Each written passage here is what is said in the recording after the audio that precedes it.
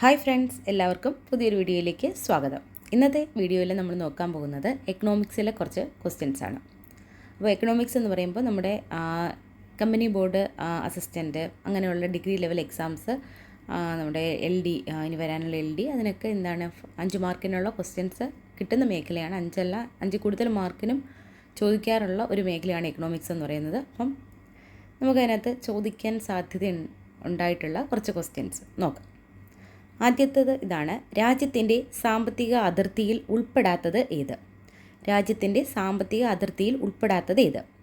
വ്യോമ അതിർത്തി, മറ്റു രാജ്യത്തുള്ള രാജ്യത്തിൻ്റെ എംബസി, ജില്ലാ അതിർത്തി, ഇന്ത്യക്കകത്തുള്ള മറ്റൊരു രാജ്യത്തിൻ്റെ എംബസി.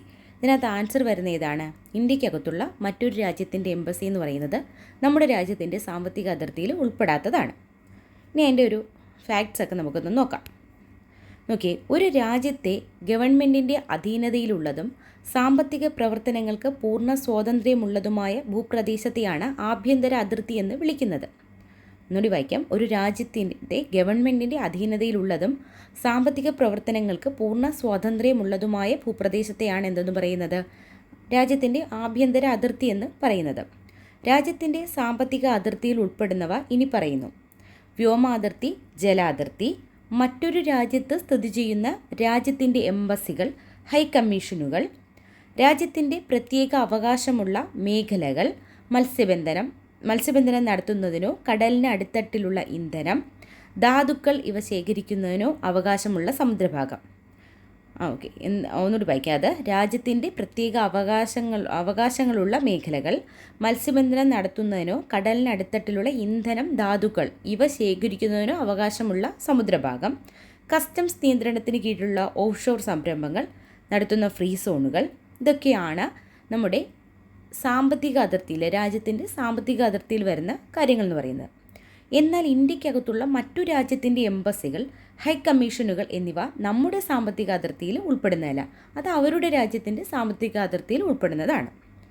അടുത്ത ക്വസ്റ്റ്യൻ: ചുവടെ പറയുന്നവരിൽ ഗിഗ് പ്ലാറ്റ്ഫോം തൊഴിലാളികൾ ആരെല്ലാം? ഗിഗ് പ്ലാറ്റ്ഫോം തൊഴിലാളികൾ ആരെല്ലാം? ഓക്കെ, ഫ്രീലാൻസർമാർ, സ്വതന്ത്ര കോൺട്രാക്ടർമാർ, ഓൺലൈൻ ഭക്ഷ്യവിതരണ തൊഴിലാളികൾ, ഡ്രൈവർമാർ.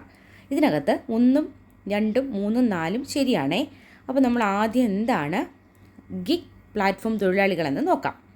എന്നിട്ട് നമുക്ക് ക്വസ്റ്റ്യനിലേക്ക് വരാം. നോക്കി, സാമൂഹ്യ സുരക്ഷാ കോഡ് 2020 ഒരു ഗിഗ് തൊഴിലാളിയെ നിർവചിച്ചിരിക്കുന്നത് ഇപ്രകാരമാണ്: പരമ്പരാഗത തൊഴിലുടമ അല്ലെങ്കിൽ തൊഴിലാളി ബന്ധങ്ങൾക്ക് പുറത്തുള്ള ഒരു തൊഴിൽ ക്രമീകരണത്തിൽ പങ്കെടുക്കുകയും അത്തരം പ്രവർത്തനങ്ങളിൽ നിന്നും സമ്പാദിക്കുകയും ചെയ്യുന്ന വ്യക്തി. ഒന്നുകൂടി വായിക്കാം. സാമൂഹ്യ സുരക്ഷാ കോഡ് 2020 പ്രകാരം ഗിഗ് തൊഴിലാളിയെ നിർവചിച്ചിരിക്കുന്നതാണ് നമ്മൾ പറയുന്നത്. പരമ്പരാഗത തൊഴിലുടമ അല്ലെങ്കിൽ തൊഴിലാളി ബന്ധങ്ങൾക്ക് പുറത്തുള്ള ഒരു തൊഴിൽ ക്രമീകരണത്തിൽ പങ്കെടുക്കുകയും അത്തരം പ്രവർത്തനങ്ങളിൽ നിന്ന് സമ്പാദിക്കുകയും ചെയ്യുന്ന വ്യക്തികളെയാണ് ഗിഗ് തൊഴിലാളികളെന്ന് പറയുന്നത്. ഗിഗ് പ്ലാറ്റ്ഫോം തൊഴിലാളികൾക്ക് ആവശ്യാനുസരണം കമ്പനികളുമായി ഔപചാരിക കരാറുകളിൽ ഏർപ്പെടാൻ സാധിക്കുന്നു. താൽക്കാലികവും സമയബന്ധിതവുമായി പൂർത്തിയാക്കേണ്ട തൊഴിലുകളാണിവ. ഇനി, ഒരേ സമയം ഒന്നിലധികം സ്ഥാപനങ്ങളിൽ ജോലി ചെയ്യാൻ സാധിക്കുന്നു. സമയത്തിനും സന്ദർഭത്തിനുമനുസരിച്ച് ജോലി ചെയ്യാനുള്ള സ്വാതന്ത്ര്യം ലഭിക്കുന്നു. കൂടാതെ താൽപ്പര്യമുള്ള മേഖലകളിൽ ഇവർക്ക് കഴിവുകൾ പരീക്ഷിക്കാനും അവസരം ലഭിക്കുന്നു. ഗിഗ് പ്ലാറ്റ്ഫോം തൊഴിലാളികൾ ഇന്ന് സമ്പദ്ഘടനയുടെ ഒരു പ്രധാന വിഭാഗമായി മാറിയിരിക്കുന്നു. ഫ്രീലാൻസർമാർ, സ്വതന്ത്ര കോൺട്രാക്ടർമാർ, വിവിധ ഓൺലൈൻ ഭക്ഷ്യവിതരണ തൊഴിലാളികൾ, ഡ്രൈവർമാർ തുടങ്ങിയവർ ഗിഗ് പ്ലാറ്റ്ഫോം തൊഴിലാളികൾക്ക് ഉദാഹരണമാണ്. അപ്പോൾ എന്താണ് ഇപ്പം ഗിഗ് പ്ലാറ്റ്ഫോം തൊഴിലാളികളെന്ന് മനസ്സിലായല്ലോ? നമ്മളെ ചുറ്റുപാടുമൊക്കെ കാണുന്നവരല്ലേ, നമ്മൾ കണ്ടിട്ട് സൊമാറ്റോ അങ്ങനെയുള്ള ഡെലിവറി ഒക്കെ ചെയ്യുന്നവർ, ഡ്രൈവർമാർ, ഫ്രീലാൻസായിട്ട് വർക്ക് ചെയ്യണം. അപ്പോൾ അവരൊക്കെ ഇന്ന് മൾട്ടിപ്പിൾ കമ്പനീസിലും അങ്ങനെയൊക്കെയാണ് എന്ത് ചെയ്യുന്നത്, വർക്ക് ചെയ്യണം അല്ലേ. അപ്പോൾ സ്ഥിരമായിട്ട് ഒരു കമ്പനിയിലോ അല്ലെങ്കിൽ അങ്ങനെയല്ല, സമയബന്ധിതമായിട്ട് ചെയ്തു തീർക്കേണ്ട കാര്യങ്ങളാണ് അവർ ചെയ്യുന്നത്. അപ്പോൾ അങ്ങനെയുള്ള തൊഴിലാളികളാണ് ഗിഗ് തൊഴിലാളികൾ. മനസ്സിലായല്ലോ? അടുത്തത്, ഇത് ഞാൻ ആദ്യമായിട്ട് കാണുന്ന ഒരു ക്വസ്റ്റ്യനാണ് കേട്ടോ, ഗിഗ് തൊഴിലാളികളുടെ. അടുത്തത്, നാഷണൽ സ്റ്റാറ്റിസ്റ്റിക്കൽ ഓഫീസ് NSO രൂപീകൃതമായ വർഷം ഏതെന്നാണ്. NSO എന്ന് പറഞ്ഞാൽ എന്താണ്? നാഷണൽ സ്റ്റാറ്റിസ്റ്റിക്കൽ ഓഫീസാണ്. അത് രൂപീകൃതമായത് 2019 ഇന്ത്യയിലെ ദേശീയ വരുമാനം ഉൾപ്പെടെയുള്ള സാമ്പത്തിക സ്ഥിതി വിവര കണക്കുകൾ ശേഖരിക്കുകയും വിശകലനം ചെയ്യുകയും പ്രസിദ്ധീകരിക്കുകയും ചെയ്യുന്ന കേന്ദ്ര ഗവൺമെൻറ് സ്ഥാപനമാണ് നാഷണൽ സ്റ്റാറ്റിസ്റ്റിക്കൽ ഓഫീസ്. മുൻപ് നിലവിലുണ്ടായിരുന്ന സെൻട്രൽ സ്റ്റാറ്റിസ്റ്റിക്കൽ ഓഫീസും നാഷണൽ സാമ്പിൾ സർവേ ഓഫീസും ലയിപ്പിച്ച് 2019 രൂപവൽക്കരിച്ചതാണ് നാഷണൽ സ്റ്റാറ്റിസ്റ്റിക്കൽ ഓഫീസ്. അപ്പം CSOയും NSSO, CSO എന്ന് വെച്ചാൽ central statistical office, national sample survey office, ഇത് രണ്ടും കൂടെ ചേർന്നിട്ടാണ് നാഷണൽ സ്റ്റാറ്റിസ്റ്റിക്കൽ ഓഫീസ് 2019 നിലവിൽ വന്നത്. സാമ്പത്തിക നയങ്ങൾ രൂപീകരിക്കാനും സർക്കാർ പദ്ധതികൾ ആസൂത്രണം ചെയ്യാനും സാമ്പത്തിക വളർച്ച നിരീക്ഷിക്കാനും NSO നൽകുന്ന വിവരങ്ങൾ അടിസ്ഥാനമാകുന്നു. അടുത്ത ക്വസ്റ്റ്യൻ ഇതാണ്: അസംഘടിത തൊഴിൽ മേഖലയുടെ സവിശേഷത അല്ലാത്തത് ഏത്? അസംഘടിത തൊഴിൽ മേഖലയുടെ സവിശേഷത അല്ലാത്തത് ഏത്? സ്ഥിരം തൊഴിൽ ഉറപ്പു നൽകുന്നില്ല, താരതമ്യേന കുറഞ്ഞ ശമ്പളം, രജിസ്റ്റർ ചെയ്യപ്പെട്ട തൊഴിൽ മേഖല, തൊഴിൽ സുരക്ഷിതത്വം ഇല്ലായ്മ. ഇതിനകത്ത് കറക്റ്റായിട്ട് വരുന്നത് രജിസ്റ്റർ ചെയ്യപ്പെട്ട തൊഴിൽ മേഖല എന്നുള്ളതാണ്. അസംഘടിത തൊഴിൽ മേഖല എന്ന് വെച്ചാൽ രജിസ്റ്റർ ചെയ്യപ്പെട്ട ഒരു തൊഴിൽ മേഖല അല്ല. ഇനി എന്താണ് സംഘടിതവും അസംഘടിതവും തൊഴിൽ മേഖലകളെന്ന് നോക്കാം. നോക്കിയേ, ഇന്ത്യയിലെ തൊഴിൽ മേഖലയിൽ നിലനിൽക്കുന്ന 2 വിഭാഗങ്ങളാണ് സംഘടിത മേഖല, അസംഘടിത മേഖല എന്നിവ.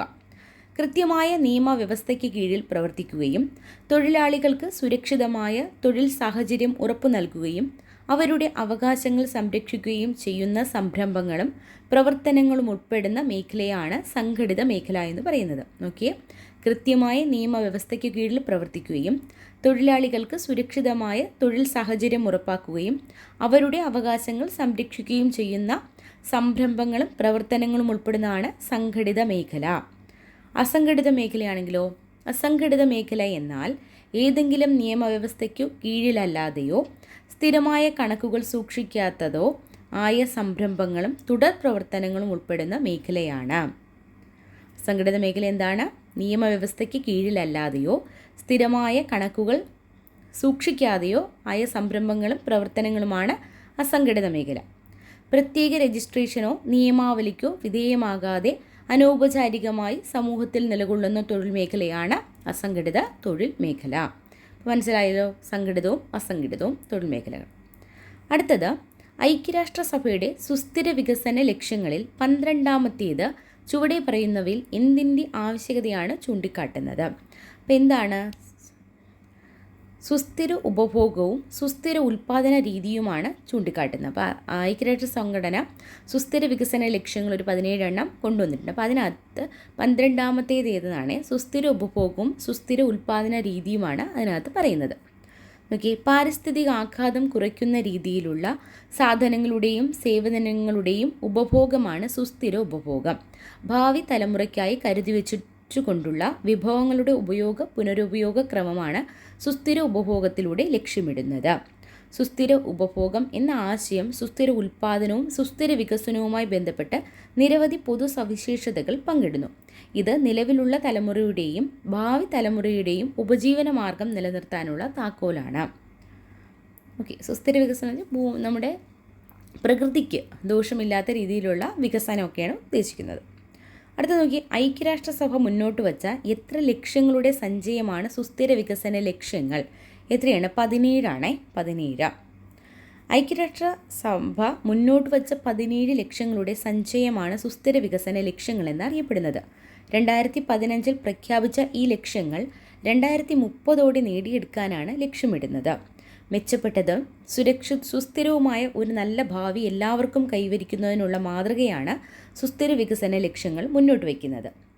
ഇനി സുസ്ഥിര വികസന ലക്ഷ്യങ്ങൾ നമ്മൾ പറഞ്ഞു 17 ഓരോന്ന് നോക്കാം. ഒന്നാമത്തെ ഏതാണ്? ദാരിദ്ര്യ നിർമ്മാർജ്ജനമാണ്. രണ്ടാമത്തതോ വിശപ്പില്ലാത്ത അവസ്ഥ. മൂന്നാമത്തത് നല്ല ആരോഗ്യവും ക്ഷേമവും. നാലാമത്തത് ഗുണമേന്മയുള്ള വിദ്യാഭ്യാസം. അഞ്ചാമത്തത് ലിംഗ സമത്വം. ആറാമത്തത് ശുദ്ധമായ വെള്ളവും പൊതു ശുചിത്വവും. ഏഴാമത്തത് താങ്ങാവുന്നതും ശുദ്ധവുമായ ഊർജ്ജം. അടുത്തതോ എട്ടാമത്തത് മാന്യമായ തൊഴിലും സാമ്പത്തിക വളർച്ചയും. 9 വ്യവസായം, നവീകരണം, അടിസ്ഥാന സൗകര്യങ്ങൾ. 10 അസമത്വം ലഘൂകരിക്കൽ. 11 സുസ്ഥിര നഗരങ്ങളും സമൂഹങ്ങളും. 12 ഉത്തരവാദിത്വ ഉപഭോഗവും ഉൽപ്പാദനവും. 13 കാലാവസ്ഥാ പ്രവർത്തനം. 14 ജലത്തിനടിയിലെ ജീവൻ. അടുത്തത് 15 കരയിലെ ജീവൻ. 16 സമാധാനം, നീതി ലക്ഷ്യമായ ശക്തമായ നിയമസ്ഥാപനങ്ങൾ. 17 ലക്ഷ്യങ്ങൾ കൈവരിക്കാനുള്ള പങ്കാളിത്തം. അപ്പോൾ ഇത്രയാണ് സുസ്ഥിര വികസന ലക്ഷ്യങ്ങളെന്ന് പറയുന്നത്. അടുത്തത്, ദേശീയ വരുമാനം കണക്കാക്കുന്നതിൻ്റെ പ്രാധാന്യത്തിൽ ഉൾപ്പെടാത്തത് ഏത്? രാജ്യത്തിൻ്റെ സാമ്പത്തിക വളർച്ച മനസ്സിലാക്കൽ, വിവിധ മേഖലകളുടെ സംഭാവന വിലയിരുത്തൽ, രാജ്യങ്ങളുടെ സാമ്പത്തിക സ്ഥിതി താരതമ്യം ചെയ്യൽ, രാജ്യത്ത് അച്ചടിക്കുന്ന നോട്ടുകളുടെ വിവരങ്ങൾ അറിയൽ.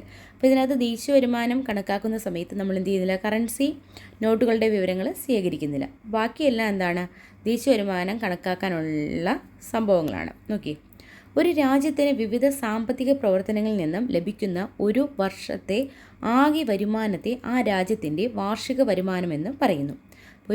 ഒരു രാജ്യത്തിന് വിവിധ സാമ്പത്തിക പ്രവർത്തനങ്ങളിൽ നിന്നും ലഭിക്കുന്ന ഒരു വർഷത്തെ വരുമാനമാണ് അതിൻ്റെ ഒരു രാജ്യത്തിൻ്റെ വാർഷിക വരുമാനമെന്ന് പറയുന്നത്. രാജ്യത്ത് ഒരു സാമ്പത്തിക വർഷം ഉൽപ്പാദിപ്പിക്കുന്ന എല്ലാ അന്തിമ സാധനങ്ങളുടെയും സേവനങ്ങളുടെയും പണമൂല്യമാണ് ആ രാജ്യത്തിൻ്റെ ദേശീയ വരുമാനം. ദേശീയ വരുമാനം എന്ന് പറയുന്നാൽ ആ രാജ്യത്തിനകത്ത് ഉൽപ്പാദിപ്പിക്കുന്ന ഒരു സാമ്പത്തിക വർഷത്തിൽ ഉൽപ്പാദിപ്പിക്കുന്ന എല്ലാ അന്തിമ സാധനങ്ങളുടെയും സേവനങ്ങളുടെയും പണമൂല്യമാണ്. അതുതന്നെയാണ് രാജ്യത്തിൻ്റെ ദേശീയ വരുമാനമെന്ന് പറയുന്നത്. ഇന്ത്യയിലെ ഏപ്രിൽ 1 മുതൽ മാർച്ച് 31 വരെയാണ് സാമ്പത്തിക വർഷമായി കണക്കാക്കുന്നത്. പ്രാഥമിക, ദ്വിതീയ, തൃതീയ മേഖലകളിലൂടെ ഒരു രാജ്യത്തിന് ലഭിക്കുന്ന ആകെ വരുമാനം അഥവാ ദേശീയ വരുമാനം ആ രാജ്യത്തിൻ്റെ സാമ്പത്തിക സ്ഥിതി വിശദമാക്കുന്ന പ്രധാന സൂചകമാണ്. പദ്ധതികൾ ആസൂത്രണം ചെയ്യാനും നടപ്പാക്കാനും ദേശീയ വരുമാനം കണക്കാക്കുന്നത് സർക്കാരിനെ സഹായിക്കുന്നു. രാജ്യത്തെ ജനങ്ങളുടെ വിവിധ തരത്തിലുള്ള നിക്ഷേപങ്ങളും ചിലവുകളും മനസ്സിലാക്കാനും സമ്പദ് വ്യവസ്ഥയുടെ ശക്തിയും ബലഹീനതയും മനസ്സിലാക്കാനും ദേശീയ വരുമാനം കണക്കാക്കൽ സഹായകമാണ്.